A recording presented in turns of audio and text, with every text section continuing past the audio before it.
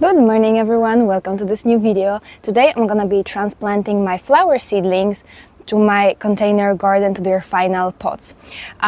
These are all of the plants that I started indoors in late winter, early spring, and in my zone 8 our last frost date is usually the first week of April, but because the weather conditions were kind of crazy, it was a mix of heavy rain and really strong winds, I waited a little longer before transplanting these plants outside.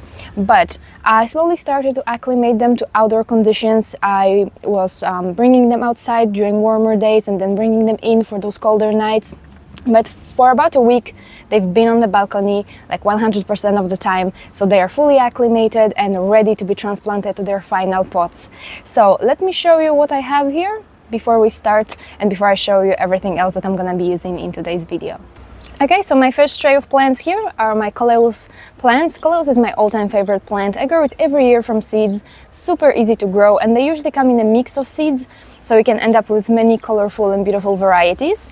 They are best grown in partial shade. They can be grown in full shade as well, but they will probably grow a little bit more leggy and they may not color up as good as they would if they were given a little bit of sunlight. Alright, next are nasturtiums. Nasturtiums are also great for full sun, for partial shade. My balcony receives only a couple of hours of morning sunlight and they grow really well for me. They are edible, both the leaves and the flowers, so they are great to add to your salads or just to decorate your dishes with their beautiful flowers. And they also are great host plants, so you can plant them in your vegetable garden and they will attract pests, and pests will stay away from your food crops. But I'm mostly growing them for ornamental purposes, and I have 3 varieties here. I have cherry rose, cream troika, and salmon gleam, and then I have a couple of sweet peas as well, and these are really unique because usually sweet peas, they are really tall. They can grow up like 2 meters tall, so you need quite a lot of space for them. You need to provide them with some sort of support, so they may not be the best option for balcony gardens or for small container gardens, especially when the space is limited. But I discovered a really fun variety that grows only 30 centimeters tall. So they are really dwarf, they are perfect even for windowsills, but you still have enough stem if you want to use them as cat flowers. Okay, and lastly I have some snapdragons.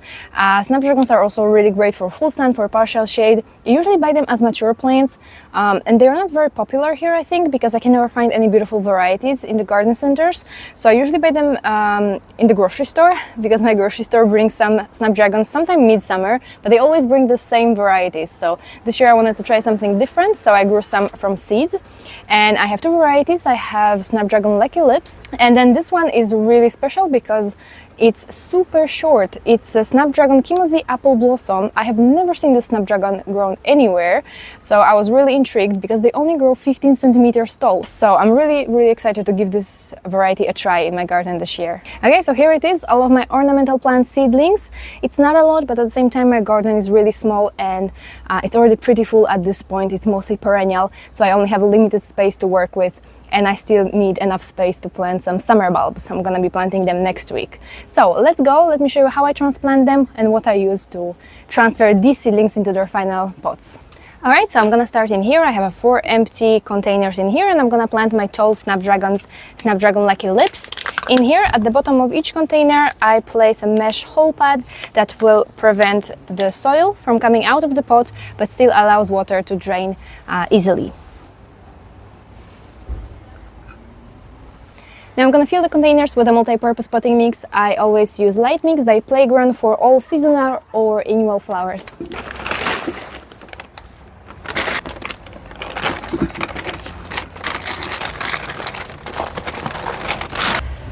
Okay, so for snapdragons you usually will need a container that's about 20 centimeters tall and wide. So I think I'm gonna plant just 1 plant in each. I don't want to squeeze them and overcrowd them too much either.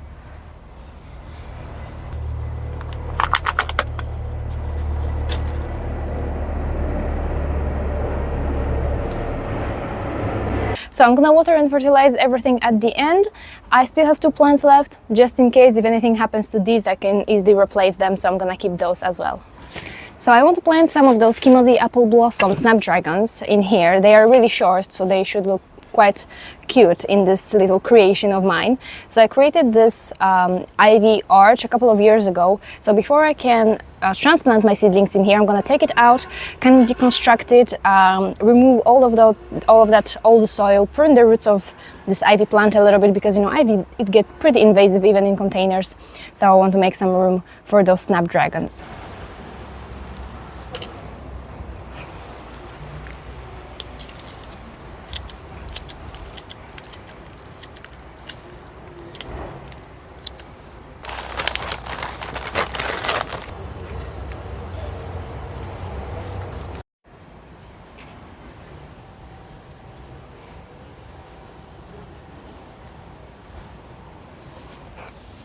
Alright, so let's continue. In this basket I'm gonna be planting again these short snapdragons, Skimosy apple blossom.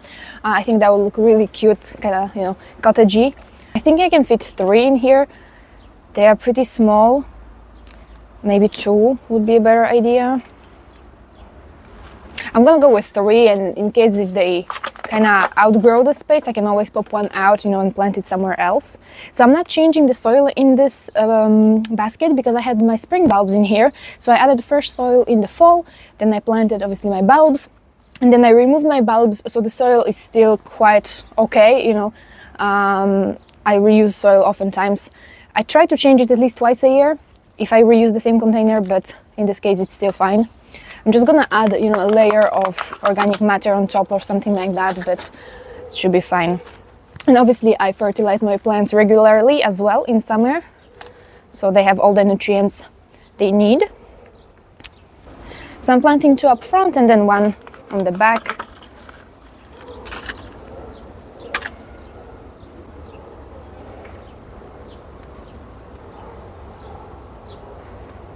Soil is actually pretty good quality now that I look from up close.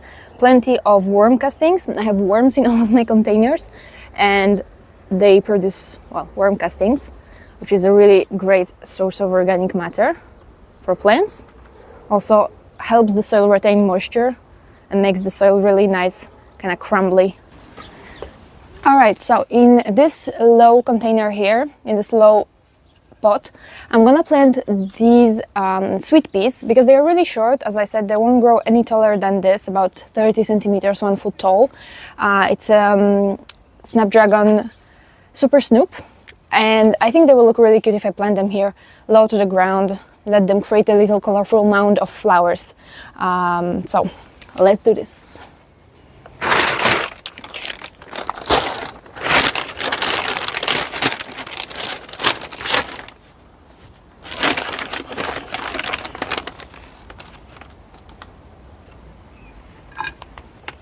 All tangled up. Yeah, I have 2 here, or maybe 4. I have 4, I think. So I'm gonna just spread them evenly in this pot.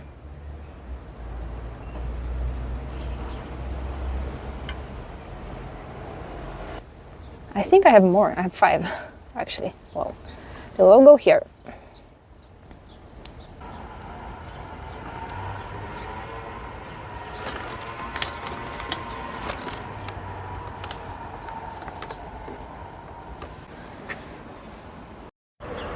Alright, so I only have coleus, seedlings and nasturtiums left.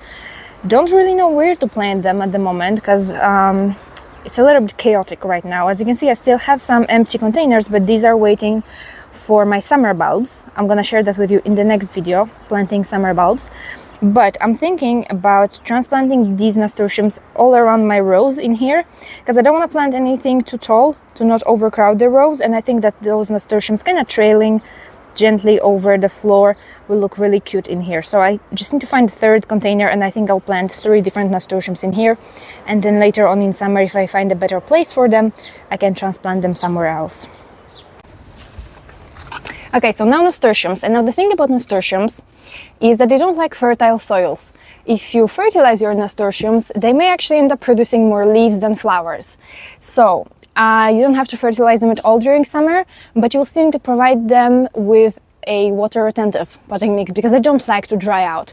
So the soil mix doesn't have to be very fertile, but it has to be pretty water retentive. So I'm gonna create my own custom mix, mixing multi-purpose potting mix and adding a little bit of garden soil. Oh, great.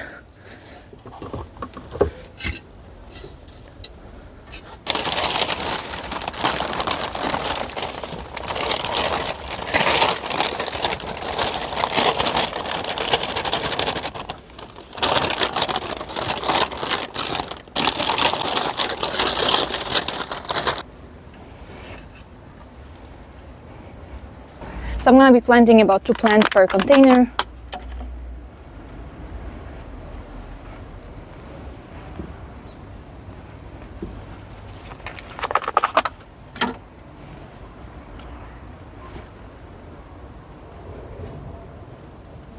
Goodness, this one produced a lot of roots. It's the cherry rose. Okay.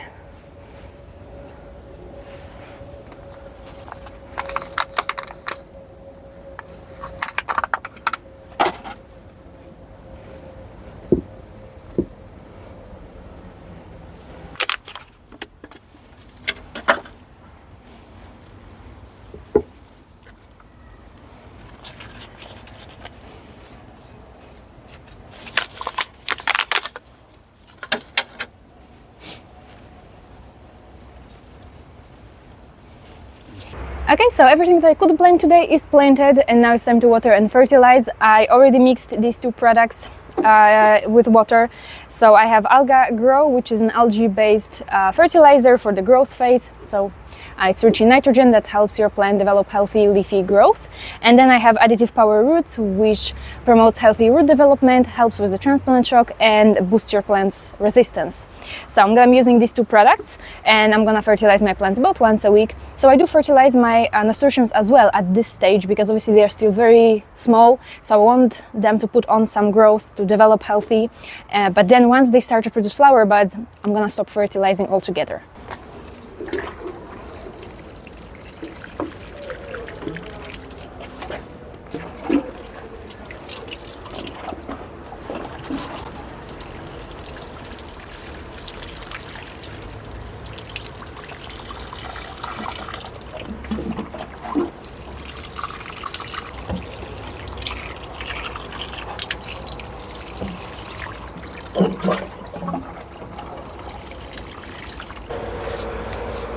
Alright you guys, so that's gonna be it for today. We will continue in the next episode with some summer bulbs, so stay tuned and we'll see each other in the next one. Bye!